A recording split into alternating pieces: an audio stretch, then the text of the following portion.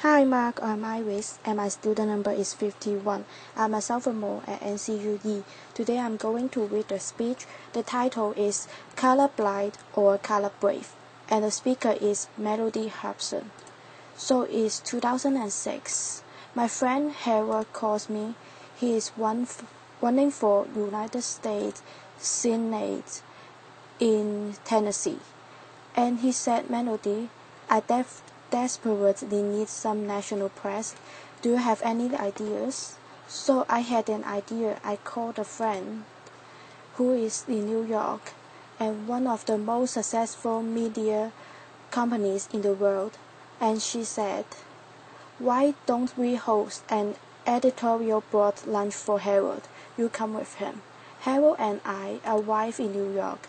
We are in our bag shoes. We look like shiny new pennies, and we get to the reception and we say, we are here for the lunch. She motions for us to follow her. We walk through a series of corridors, and all of a sudden we find ourselves in a stock room, at which point she looks at us and she says, where are your uniforms?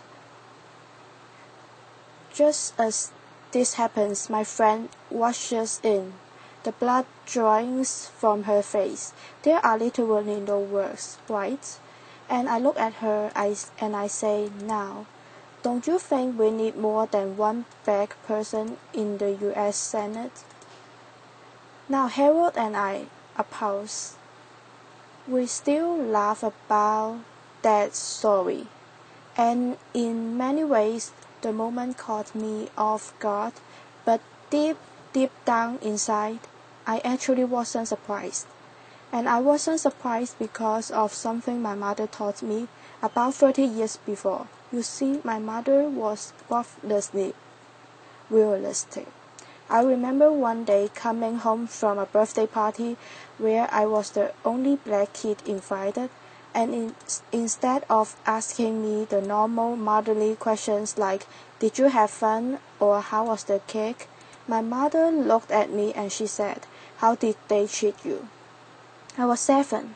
I did not understand. I mean, why would anyone treat me differently? But she knew. And she looked me right in the eye and she said, they will not always treat you well. Now, race is one of those topics in America that makes people extraordinarily uncomfortable. You bring it up at a dinner party or in a workplace environment, it is literally the conversational equivalent of touching the third rail. There is shock, followed by a long silence. And even coming here today, I told some friends and colleagues that I plan to talk about race, and they warned me. They told me, don't do it, that there will be huge risks in me talking about this topic, that people might think I'm a militant black woman and I would ruin my career. And I have to tell you, I actually for a moment was a bit afraid. Then I realized the first step to solving any problem is to not hide from it. And the first step to any form of actions is awareness. And so I decided to actually talk about race. And I decided that if I came here and share with you some of my experiences, that maybe we could all be a little less anxious and a little more bored in our conversations about race. Now, I know there are people out there who will say that the election of Barack Obama meant that it was the end of racial discrimination for all the eternity, right? But I work in the investment business, and we have a saying, the numbers do not lie.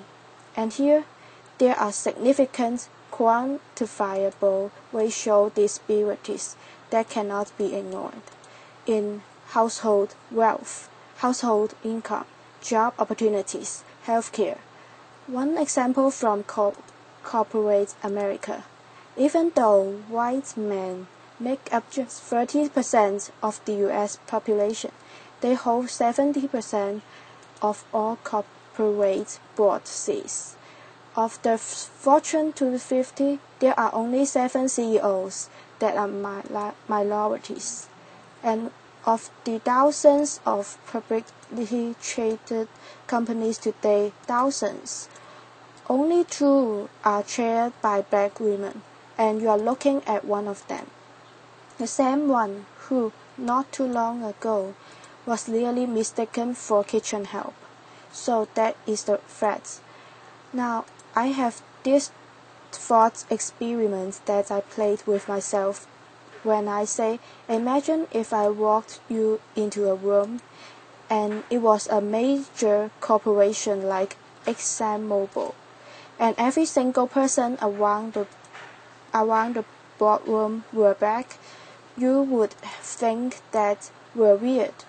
But if I walked you into a Fortune 500 company and everyone around the table is a white male, when will it be that we think that's weird too? And I know how we got here. A pause. I know how we got here. You know, there was institutionalized, at one time legalized discrimination in our country. There is no question about it. But still, as I grapple with this issue, my mother's question hangs in the air for me. How did they treat you? Now, I do not waste this issue to complain or in any way to elicit any kind of sympathy. I have succeeded in my life beyond my wildest expectations, and I have been treated well by people of all races more often than I have not. I tell the uniform story because it happened. I cite those statistics around corporate broad diversity because they are real, and I stand here today talking about this issue of racial discrimination because I believe it threatens to rob another generation of all the opportunities that all of us want for all of our children, no matter what their color or where they come from. And I think it also threatens to hold back businesses. You see, researchers have coined this term, color blindness, to describe a learned behavior where we pretend that we don't notice race. If you happen to be surrounded by a bunch of people who look like you, that's purely accidental. Now, color blindness, in my view, doesn't mean that there is no racial discrimination and there is fairness. It doesn't mean that at all.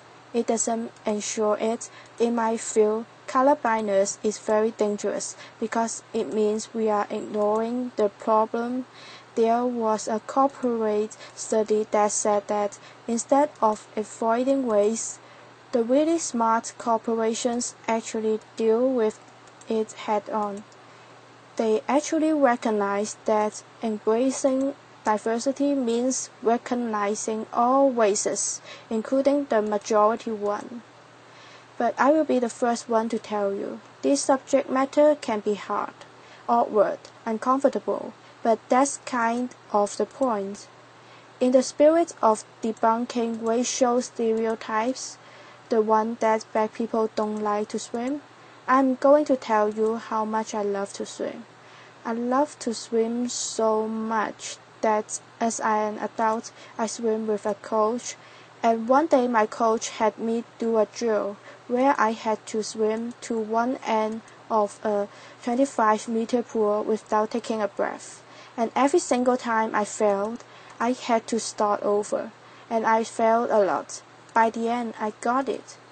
But when I got out of the pool, I was exasperated and tired and annoyed. And I said, why are we doing breath-holding exercises? And my coach looked at me and he said, Melody, that was not a breath-holding exercise. That drill was to make you comfortable being uncomfortable. Because that's how most of us spend our days. If we can learn to deal with our discomfort and just relax into it, we will have a better life. So I think it's time for us to be comfortable with the uncomfortable conversation about race. Black, white, Asian, Hispanic, male, female, all of us.